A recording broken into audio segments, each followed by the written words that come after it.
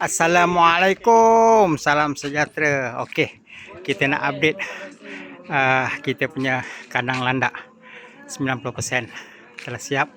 Bumbung semuanya dah siap. Okey, tinggal pasang grill. Hari ni kita pasang 3 unit grill testing dan kita dah masukkan kita punya landak kita, Lando dan Adan. Ini dia Lando, ini dia Adan, ini dia Lando. Macam ni Lando sini. Ni Lando, Adan. Okey, keluasan dia 4x4. Memang selesa untuk satu pasang. Okey, satu pasang ya. Okey, kita boleh main-main dengan dia. Okey, alhamdulillah. Dah senang kita kunci ya.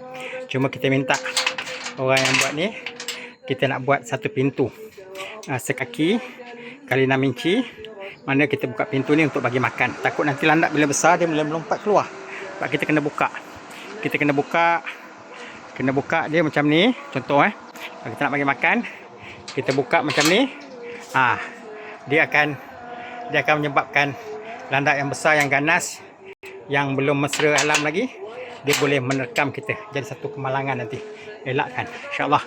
Doakan kita punya projek landak kita dapat berkembang. Nampak cantik. Bila siap nanti kita upload lagi. Memang cantik. Nice, cantik sangat kerana dia punya pertumbuhan, dia punya ni air kita akan terus alirkan tadi.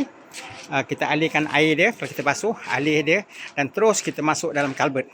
Okey, ni kita masuk dalam kalbet. Kita dah buat dah. Kita dah siapkan kalbet ni. Alhamdulillah.